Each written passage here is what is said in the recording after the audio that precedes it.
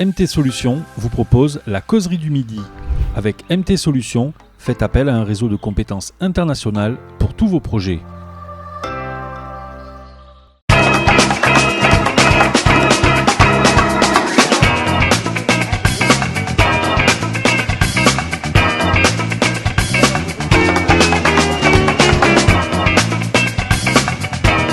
Bonjour à vous, chers téléspectateurs, bienvenue dans votre nouvelle émission, La Causerie du Midi, une émission à travers laquelle nous recevons des invités comme vous qui viendront partager leurs expériences, leur vécu et tout simplement échanger avec nous sur diverses thématiques. La Causerie du Midi, comme son nom l'indique, sera le carrefour de témoignages et d'échanges les plus enrichissants.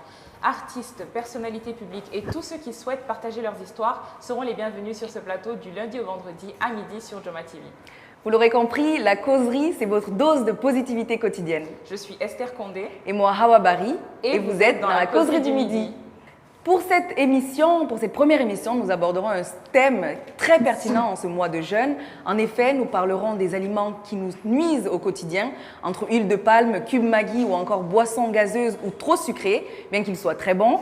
Ils nous nuisent au quotidien et peuvent avoir des conséquences néfastes sur le long terme. Nous le savons, Awa, que les habitudes de consommation du Guinéen et de l'Africain en général sont quelquefois loin de respecter les règles nutritionnelles bénéfiques à notre santé. Bien manger est comme un parcours du combattant ici en Guinée et rares sont ceux et celles qui arrivent à trouver un équilibre nutritionnel. Absolument. Mais bien sûr, et ce très fréquemment d'ailleurs, certains ont plus de difficultés à se créer des habitudes alimentaires saines. Pour parler de ces aliments qui nous nuisent, nous avons aujourd'hui sur ce plateau deux invités qui partageront leur parcours et leur relation avec la nutrition. La première invitée est une jeune femme de 26 ans du nom de Aïsson Nabari qui a réussi à trouver un équilibre nutritionnel ici en Guinée. Bienvenue sur le plateau, mademoiselle Bari. Bonjour, merci. Est-ce que je peux vous tutoyer? Bien sûr, allez-y. Okay. Ah, il le préside. Notre deuxième invité est monsieur Alpha Kabinet Camara qui a un parcours assez différent de celui de mademoiselle Bari. Bonjour monsieur Camara. Bonjour madame. Bienvenue sur le plateau de la causerie. Merci, je vous aime. On peut vous tutoyer vous aussi? Bien sûr, on se tutoie tous, donc? On se tutoie.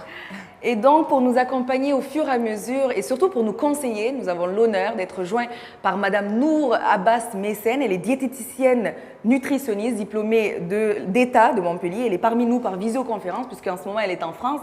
Bonjour madame Messen, comment allez-vous? Bonjour, ça va, merci. Merci de vous joindre à nous pour nous conseiller et bienvenue. Cabinet, puis-je dire, quel est votre contexte un peu? Quel est votre rapport avec la nutrition? Bonjour, je vous remercie de nous avoir invités sur votre plateau ici. Et je ne dirais pas que j'ai un rapport sain avec la nutrition ou équilibré pour le moment. Et à ce moment-là, donc vous diriez que vous êtes dans une phase où... De transition? Ouais. À peu près comme ça, parce que j'ai eu à avoir des difficultés à cause de ma nutrition, dans ma santé, que je viens de découvrir il n'y a pas longtemps, il y a quelques mois. Donc pour le moment, je suis sous régime alimentaire pour pouvoir stabiliser mon taux d'acide urique. Okay, on va y revenir plus en détail. Exactement. Et c'est vrai qu'on le disait tantôt dans l'introduction, tu as un parcours complètement différent, enfin assez différent, et tu as réussi à trouver un équilibre ici en Guinée. Exactement. Donc déjà, faut dire que j'ai pas toujours grandi à Conakry. Je suis là depuis 1 an et demi. Et c'est assez drôle parce que c'est quand je suis venue ici à Conakry que j'ai changé radicalement ma manière de manger. Ouais. D'accord. Et avant, tu vivais... J'étais à Montréal. D'accord. Et à Montréal, tu n'as jamais pensé à surveiller ton alimentation ou ta nutrition? Pas plus que ça. En fait, je faisais beaucoup de sport. D'accord. J'avais un mode de vie plutôt actif qui est très contraire à celui d'ici à Conakry. Donc, c'est possiblement grâce à ces... à ces conditions? Ouais, voilà. Ouais. À ces conditions que... j'ai changé ma manière de manger, j'ai eu un autre regard sur la nutrition. C'est ça. Ok, et je vais revenir là-dessus, je vous pose la question à tous deux, mais Cabinet, toi, tu as eu un déclic, tu le disais, il y a eu un moment où tu t'es dit, même si jusque-là tu es encore dans une alimentation pas encore totalement saine, mais à quel moment et qu'est-ce qui s'est passé pour que tu te dises, bon, il faut que je prenne en main ma nutrition? Bon, au fait, écoutez, il y a précisément à peu près 2 mois ou 1 mois et quelques, j'ai commencé à sentir des douleurs au niveau de mes deux genoux, ok, quand je dormais ou quand je marchais. Donc, vu que je suis drépano de base, donc je me suis dit que c'était de la drépano, c'était mes crises de drépano. Et après, les douleurs se sont intensifiées et j'étais en béquille pendant 3-4 jours. Wow. So, j'ai rencontré une de mes amies qui m'a vu en béquille et tout ça, qui m'a dit est-ce que c'est pas la goutte que tu as? Je lui ai dit mais c'est pas possible, je suis jeune et je peux pas avoir la goutte à cet âge-là. Elle m'a dit si, essaye de faire ton test et puis tu verras. Donc dès le lendemain, je suis allé dans une clinique à côté, je suis allé faire mon test et ce qui s'est avéré vrai, mon taux d'acide urique était très très élevé. Wow. Très très élevé. Ok. Donc ce qui a causé évidemment les douleurs au niveau de mes genoux. Et c'est quoi la goutte pour ceux qui ne le savent pas? Comment ça se traduit? La goutte, la goutte, c'est dû à l'excès de viande, de consommation de viande. Madame Mécène, peut-être, peut bien nous informer sur ce qui est la ça. goutte. Oui? C'est ça, justement. Une crise de goutte, elle va se manifester par un excès en fait, d'acide urique dans le sang. Ok. D'accord. D'accord. On va souvent avoir des problèmes articulaires. Et justement, comme il disait, souvent on a des problèmes au niveau des genoux, au niveau des articulations.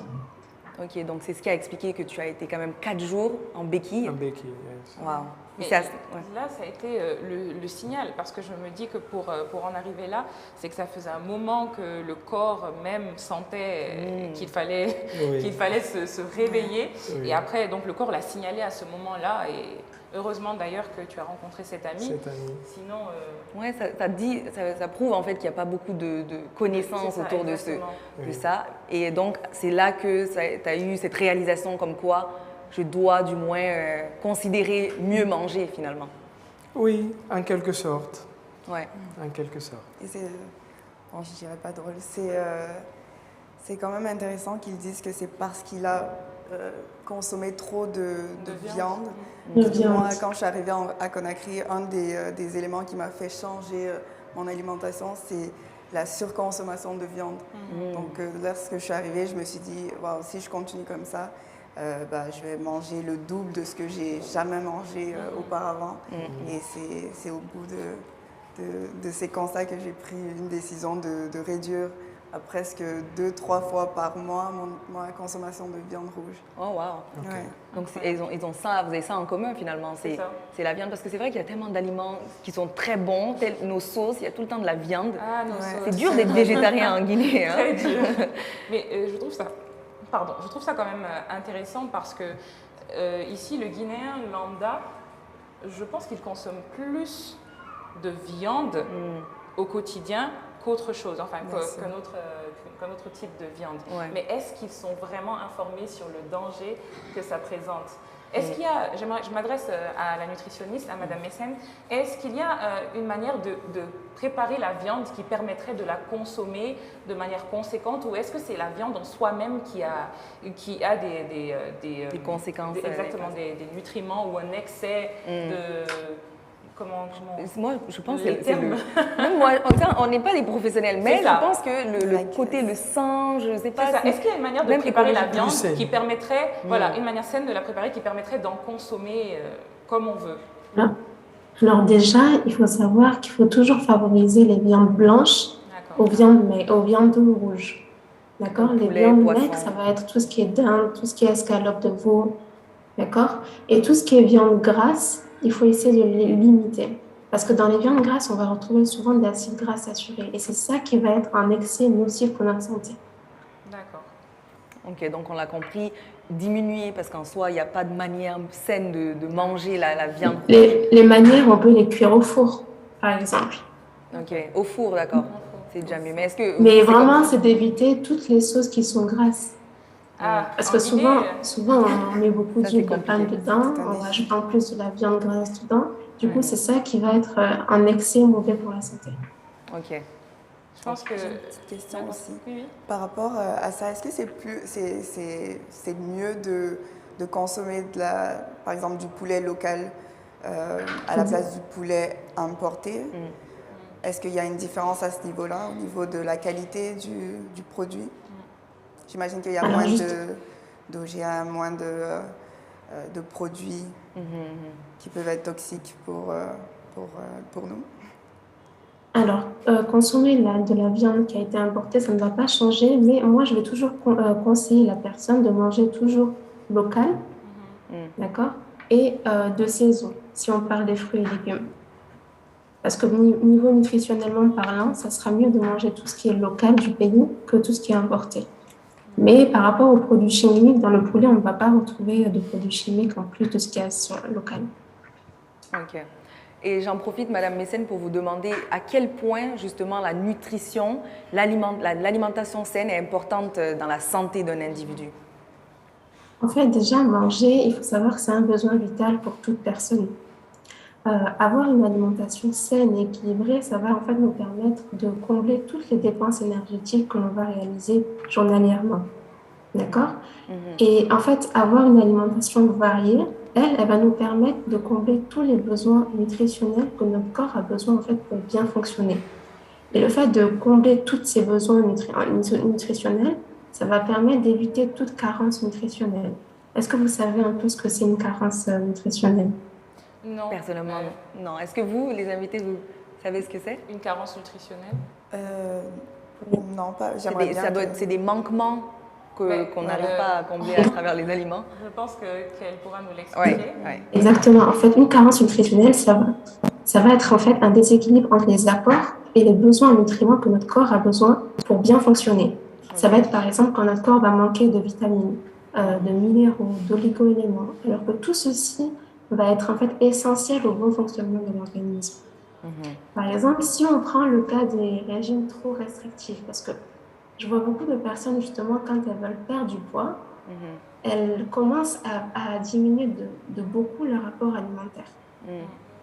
Et ça, le fait de trop diminuer, ça va entraîner beaucoup de carences. La personne sera fatiguée parce que justement, elle n'apporte pas assez d'énergie à leur organisme pour bien fonctionner.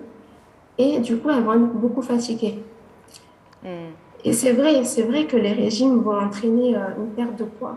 Mais trop diminuer l'alimentation, ce n'est pas bon. Par exemple, moi, quand je vais prendre en charge quelqu'un, je ne parle de régime uniquement si la personne souffre de pathologie. Okay. Si elle n'a pas de pathologie, je ne vois pas l'intérêt de faire un régime. On va juste parler en fait de rééquilibrage alimentaire. Ok, très intéressant. Donc en fait, avoir une hygiène de vie, ça va nous permettre en fait d'éviter toutes sortes de maladies qui sont liées à l'alimentation, comme le diabète, l'hypercholestérolémie, l'obésité, toutes les maladies cardiovasculaires, etc. Donc, avoir une alimentation variée, équilibrée et bien sûr pratiquer une activité physique régulière, ça va permettre de diminuer tous les risques en fait d'attraper ce genre de maladie et de rester en bonne santé. Ça allait être ma prochaine question, parce que c'est vrai qu'on parle d'alimentation, de nutrition, mais est-ce qu'il faut allier bonne nutrition avec une activité sportive? Est-ce que c'est obligatoire ou est-ce qu'on peut s'en sortir et être en bonne santé si on change juste sa manière de manger? Qu'est-ce que vous conseillez? C'est essentiel. L'alimentation va toujours avec l'activité physique. Maintenant, il faut que l'activité physique soit adaptée à chaque personne. Oui, effectivement. D'accord? Il y a plusieurs genres de sport qu'on peut pratiquer qui va nous... En fait, il faut aimer le sport pour pouvoir le pratiquer. Mais l'alimentation va toujours avec l'activité physique. D'accord. C'est intéressant. L'un ne va pas sans l'autre. Ouais. On va recevoir effectivement un coach même le prochain épisode qui va mieux nous outiller. Est-ce que vous intégrez dans votre quotidien l'activité sportive? Oui. De quelle manière? Déjà, mais moi, par exemple, mes douleurs ont commencé pendant que je faisais le sport. D'accord. Parce que j'avais l'habitude de marcher au moins 10 km jour, mais chaque 2 jours, en laissant un jour d'intervalle entre les 2 séances. Quand j'ai recommencé à marcher et tout ça, je ne cours pas parce que je suis drépano. Donc quand j'ai recommencé à marcher, le médecin m'a recommandé de marcher plus. Donc quand j'ai recommencé à marcher, c'est là qu'à force de m'exercer tout le temps, et vu que je mangeais aussi tous les soirs de la viande, Donc c'est là que j'ai commencé à ressentir les douleurs quand je faisais le sport. D'où le déclic, quoi. D'accord. Et moi, j'aimerais bien savoir à quoi ressemble une journée dans la vie de Mademoiselle Barry. Par exemple, le matin, quel type de petit déjeuner tu prendrais ou tu conseillerais à quelqu'un qui veut commencer à changer? Je dois avouer que moi, j'ai commencé assez radicalement. Parce que bon, je me suis intéressée à la chose et directement, je suis allée chercher beaucoup d'informations. Donc, je me disais, oh my God, je suis en retard. Il y a tellement de choses que j'aurais pu faire. Et en plus, contrairement à Alpha Cabinet, je n'étais pas très active. Donc, c'est toujours dans la voiture, au travail, dans la voiture, à la maison. Donc, je ne marchais pas. Les transports en commun sont un peu moins accessibles, si je peux dire ça comme ça. Donc, je me suis dit, il faut que j'y aille directement fruits, légumes en masse, quoi. Donc, je déjeunais souvent avec des fruits, des mangues. J'adore les mangues, donc c'est mangue, avocat, surtout. C'est la saison. Surtout que je suis arrivée pendant la saison des mangues. Donc, je me faisais des salades avec de la mangue, des tartines aux avocats, avocado toast. Donc, c'était plus dans... c'était ce genre de nourriture que je consommais. Il n'y avait pas de cheat day, il n'y a pas un moment où bien sûr. Franchement, j'ai encore beaucoup de chemin à faire. Okay. Mais j'ai tout de suite senti un changement au niveau de mon énergie. Parce que quand j'ai commencé le travail, j'étais fatiguée au bout de quelques heures et je ne comprenais pas. Au début, je me disais, bon, c'est peut-être l'environnement, il fait chaud, tout ça, mais j'étais la seule qui était fatiguée comme ça, donc je me suis posé des questions. Et quand j'ai commencé à changer mon alimentation, c'est là que j'ai repris de l'énergie et j'ai commencé à en parler à tout le monde. Oui, à en parler autour de toi, c'est une bonne chose. Je vois Madame Mécène qui hoche la tête. J'allais poser la question. Donc, en soi, la nutrition est vraiment liée à l'énergie. C'est-à-dire que quand on se sent fatigué, ça dépend souvent de ce qu'on a mangé ou de ce qu'on mange au quotidien ou de la façon dont on dort, assez ou pas assez. Il y a plein de facteurs en fait, liés à ça. Exactement. En fait, comme on dit que la santé, elle se trouve dans l'assiette. C'est comme ce que j'expliquais tout à l'heure. Quand on a un régime trop restrictif, les gens pensent qu'en diminuant trop nos apports, on va maigrir. C'est vrai, on va maigrir, mais quand on reprend nos habitudes alimentaires normales, on va faire un effet yo-yo, c'est-à-dire qu'on va reprendre le poids qu'on avait avant et des fois même plus que ce qu'on avait avant. Et justement, ça entraîne beaucoup de fatigue. Le sommeil n'est pas régulier aussi. Et on a une mauvaise mine en fait aussi. Alors que quand on fait attention à l'alimentation, on dort mieux, on mange mieux, on est moins fatigué, on a meilleure mine aussi. Et Madame Mécène, pour ceux parce qu'on parle de bien manger, et vous parliez tout à l'heure de carence nutritionnelle, est-ce qu'il y a des aliments qu'on peut rajouter comme des compléments alimentaires ou ce qu'on dit les shakes, etc. Est-ce que ça peut aider justement à venir combler ces carences? Alors moi, les compléments alimentaires, il y a beaucoup d'avis sur ça. Il y a des diététiciennes qui vont être contre et d'autres qui vont être pour. Moi, personnellement, je ne suis pas contre. Là, je prends l'exemple, par exemple, des shakers, des protéines en poudre.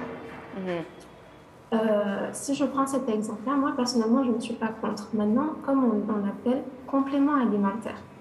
Donc, c'est un produit qui va venir compléter l'alimentation. Pourquoi je dis ça? Parce qu'il y a certaines personnes, quand elles prennent des compléments alimentaires, elles vont compter que sur ça. Et en fait, elles vont oublier l'essentiel qui est l'alimentation. Si on prend l'exemple de la poudre de protéines, par exemple la whey, que beaucoup de sportifs utilisent, on va avoir un sportif qui est là, qui va s'entraîner, qui va prendre ce genre de protéines. Mais quand on va regarder en fait profondément son alimentation, on va remarquer en fait que sa quantité de protéines qui doit provenir de l'alimentation, elle est moindre. Donc, dans ce cas, je serai contre. Mais si on a une personne qui a un objectif en tête, qui s'entraîne bien, qui a une bonne alimentation, c'est-à-dire qui a une bonne quantité d'apport en protéines alimentaires, en glucides aussi, je ne vois pas le problème. Maintenant, ce qu'il faut savoir, déjà, pourquoi utiliser la poudre de protéines? En fait, quand on va s'entraîner, on va fournir des efforts intenses. Ces efforts intenses-là vont nécessiter un apport en acides aminés plus important. En fait, l'acide aminé, déjà, c'est essentiel au maintien de la masse maigre et si on prend l'exemple d'un collier de perles, la perle en fait, c'est l'acide aminé. Ah, ok. Le collier en lui-même, c'est la protéine. Donc, une chaîne d'acides aminés constitue une seule protéine. D'accord? Donc, en fait, comme je vous disais, on va s'entraîner, surtout en musculation. Quand on s'entraîne, on va entraîner des dommages cellulaires. Ça, c'est tout à fait normal. Ça s'appelle le catabolisme. Et ce catabolisme-là va entraîner le corps à produire plus d'acides aminés. Du coup, plus de protéines. Et ces protéines-là vont permettre, en fait, de réparer les cellules qui ont été endommagées et du coup, de permettre une meilleure récupération. Maintenant, c'est pour ça, en fait, du coup, qu'on utilise un apport plus important en protéines quand on s'entraîne. Maintenant, il faut savoir que tout excès a des risques. Avoir une alimentation trop riche en protéines peut engendrer en fait certains troubles. On a les troubles rénaux, on a les troubles hépatiques. Troubles rénaux, quand on a une alimentation trop riche, surtout que c'est le rein qui filtre, il va filtrer, et au bout d'un moment, ça va fatiguer la fonction rénale. Okay? Et le trouble hépatique, le foie, c'est le principal organe qui va métaboliser les nutriments. Du coup, avoir trop de protéines, il va surmétaboliser. Et du coup, fatiguer la fonction hépatique. D'accord. Donc, oui, pour les compléments, mais déjà, veillez à avoir un bon apport en protéines alimentaires et attention aux excès. Oui, en parlant de compléments, et par exemple les produits bio, qu'on dit bio, en tout cas dans les supermarchés, je me pose toujours la question en soi parce qu'il y a certains produits dont on ne connaît pas vraiment l'origine, des termes qu'on ne connaît pas, enfin des termes scientifiques. Donc moi je suis toujours un peu réticente quand il s'agit des produits bio, mais à côté on nous dit que c'est ceux qui sont bons pour la santé. Qu'est-ce que vous en pensez de ces produits bio ? Alors déjà, qu'est-ce qu'un produit bio? Déjà, ça va désigner en fait un produit qui a été issu de l'agriculture biologique. C'est-à-dire, c'est un mode de production qui est naturel, qui va en fait exclure toute utilisation de pesticides, d'OGM, d'engrais de synthèse, en fait tout ce qui est mauvais pour la santé. Et au contraire, ils vont utiliser des matières organiques qui sont naturelles, qui ont été recyclées. Donc ça, c'est un point positif pour nous. Maintenant, c'est un mode de production qui va respecter l'environnement, qui va respecter la biodiversité, qui va respecter le bien-être animal. Donc ça aussi, c'est un point positif. Maintenant, attention, tout ce qui est bio n'est pas toujours bon pour la santé. En fait, ce qu'il faut se dire, c'est que quand on va dans un supermarché, qu'on voit un produit bio, la première chose à faire, c'est de regarder la liste des ingrédients. Parce que le logo, vous savez, c'est le label AB qui est noté sur les produits bio. D'accord. Ce logo-là peut être placé sur des produits qui ont été transformés. Alors que ce sont des produits qui peuvent être autant sucrés, autant salés, autant gras que des produits qui ne sont pas bio, voire même des fois plus. Ok. D'accord. Par exemple, si je vais vous expliquer avec un exemple. Si je prends l'exemple des jus de fruits. Il faut savoir qu'en 2016, l'ANSES, qui est une agence, a déclassé en fait les jus de fruits. Les jus de fruits en fait étaient classés au niveau des fruits et légumes. En 2016, ils ont été déclassés au niveau soda. Parce que ce sont des produits sucrés. En fait, quand on va boire un jus de fruits, on va boire le fructose, c'est-à-dire le sucre du fruit. Il n'y aura ni de fibres, ni de pulpe. Donc, quand on boit un jus de fruits, on boit le sucre. Le sucre va entraîner l'augmentation de la glycémie. L'augmentation de la glycémie va augmenter la production d'insuline par le pancréas. Et il faut savoir que la production d'insuline, elle est lipogénique, c'est-à-dire qu'elle va produire du gras. Donc, ça, ce n'est pas bon pour la santé. Et du coup, ce logo, on peut le retrouver même sur des jus de fruits, alors que les jus de fruits ne sont pas aussi bons pour la santé qu'on se le dise. Donc, autant, en fait, au lieu de prendre un jus de fruits, il vaut mieux manger un fruit frais entier. Parce qu'on a quand même les fibres et on a quand même la pulpe, ce qui va permettre de maintenir la glycémie. Très intéressant. Du coup, il faut faire attention. Il ne faut pas se faire avoir par un logo qui a été posé sur un produit. Il faut toujours lire la liste des ingrédients. En fait, manger sain ne veut pas obligatoirement dire manger bio. C'est vrai, il y a des produits qui sont bio, mais il faut faire attention, ce n'est pas tous.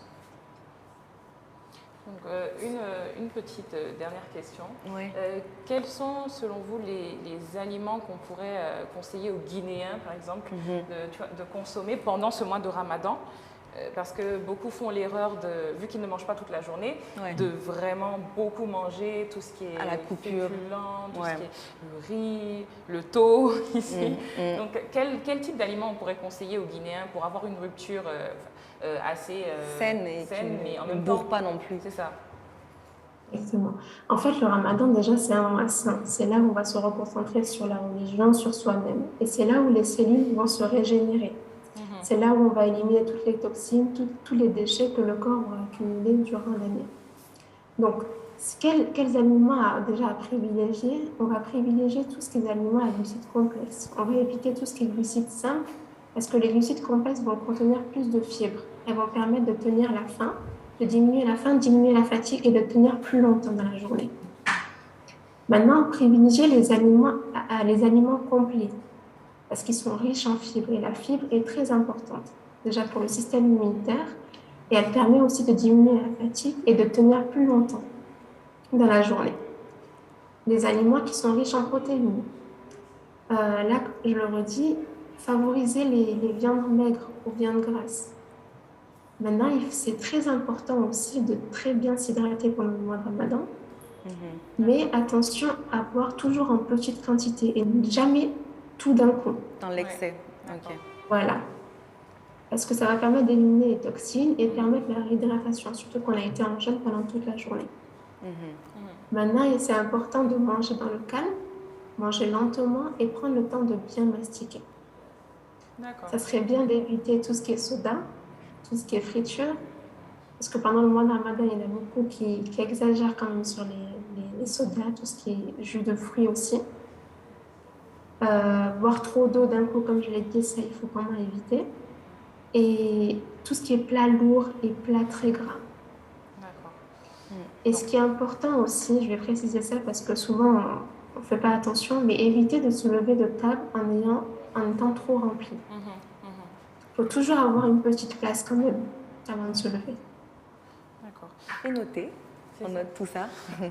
Les invités restent avec nous, ainsi que Madame Mécène.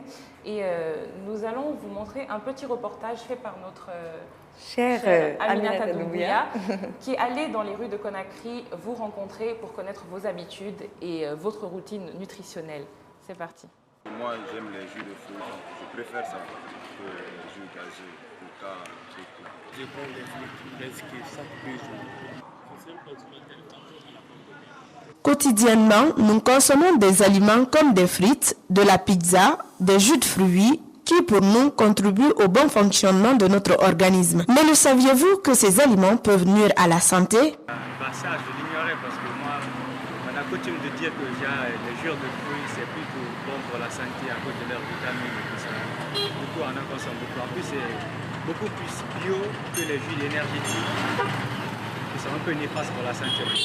Plusieurs personnes consomment les jus de fruits et les considèrent comme sains. Bien qu'ils contiennent certaines vitamines, les jus de fruits contiennent aussi de grandes quantités de sucre liquide. Lorsque ces jus sont consommés en grande quantité, le sucre les contenant peut entraîner des maladies comme le diabète. Les frites nuisibles à la santé, ça paraît bizarre pour plusieurs personnes, sachant que les frites sont fortement consommées. Pourtant, il faut bien faire attention. Ces frites peuvent contenir de grandes quantités d'acrylamide, qui sont des substances cancérigènes qui se forment lorsque les pommes de terre sont frites. La consommation à grande quantité d'un aliment peut nuire à notre santé. Il est conseillé par plusieurs médecins de manger sain et surtout avec modération. Aminata Doumbouya, elle a parlé beaucoup des frites et c'est un aliment qu'on utilise et qu'on mange très souvent. Est-ce que vous, dans votre quotidien, dans les moments de cheat day, vous les consommez ces frites? Je consomme des frites et des produits gras. Après, j'essaye de les mettre au four, de les cuire au four. Bon, pas que ça change grand-chose, mais l'effort est là quand même. Et tu les fais chez toi, en fait? Je les fais à la maison. Au lieu de les commander. Ouais. Et toi, Cabinet? Moi, personnellement, j'en consomme plus assez de frites parce que de base, j'achète tout le temps dehors parce que je vis seul. Ok, donc et c'est des frites surgelées de base. Donc je consomme plus les bananes plantains, les alocos et tout ça que les frites. Parfait. En tout cas, merci beaucoup, chers invités. Merci également à vous, Madame Messen, de vous être prêtée au jeu et surtout de nous avoir conseillé. Je sais que vous avez votre cabinet qui va ouvrir très prochainement à Conakry, donc je pense qu'on va tous se ruer pour vos conseils. Effectivement. Donc, je vous attends avec plaisir. Merci beaucoup et merci. Merci beaucoup de vous être déplacé et d'avoir accepté de partager vos expériences ici sur ce plateau et surtout avec les téléspectateurs de la causerie du midi. Merci à vous. Absolument. Voilà. C'est moi qui vous remercie. Nous avons également reçu quelques témoignages de personnes qui ont bien voulu se prêter au jeu et nous raconter leurs histoires. On va vous laisser regarder la première vidéo.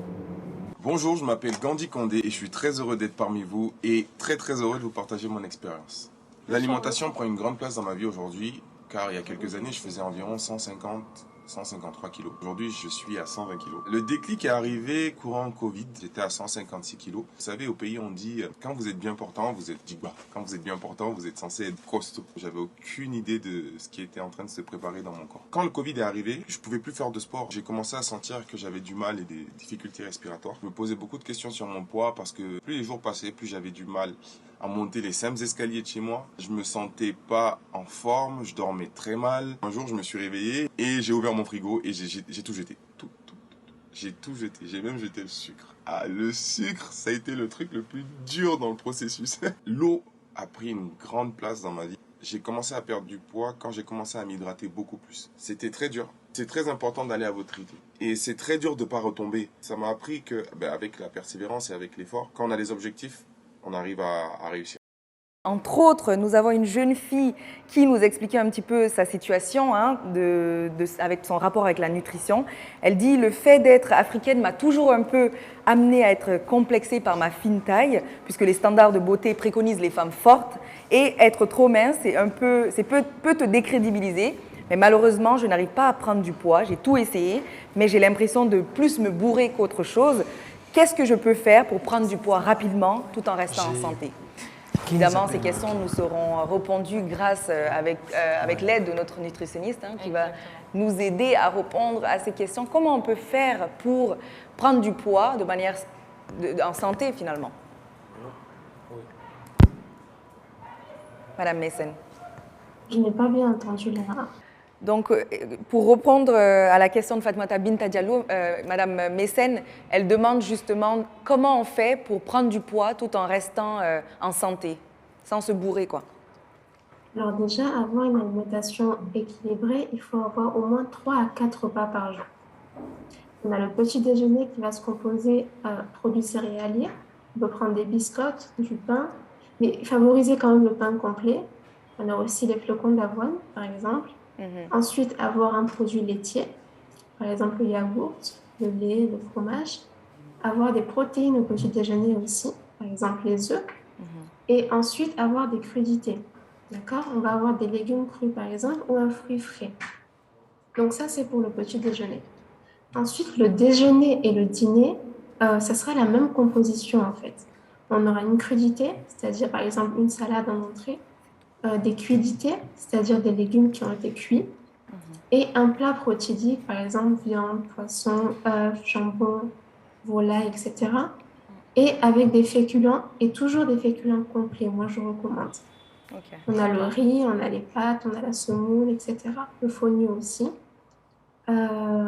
Aussi avoir un produit laitier et un fruit en dessert. Donc ça, c'est les 3 repas principaux. Maintenant, si la personne, elle veut insérer aussi une collation, il n'y a pas de problème. Très bien, merci beaucoup Madame Messen. Très intéressant. Ouais.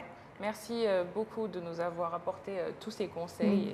Merci à vous. Comme le disait Hawa tantôt, on a hâte d'aller découvrir votre clinique. Je vous attendrai. Et on se dit à très bientôt Madame Messen. Merci beaucoup. Merci beaucoup. Au revoir. Et voilà, chers téléspectateurs, nous sommes à la fin de cette émission autour du thème « Ces aliments qui nous nuisent ». Nous espérons que vous avez passé un agréable moment en notre compagnie.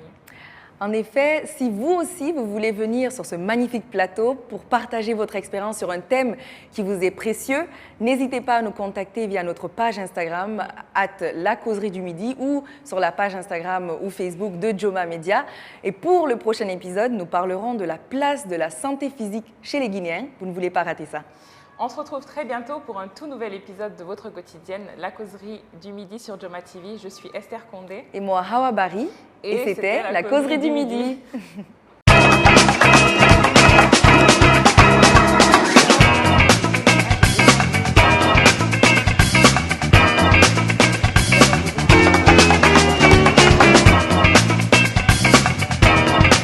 MT Solutions vous a proposé La Causerie du Midi. Avec MT Solutions, faites appel à un réseau de compétences internationales pour tous vos projets.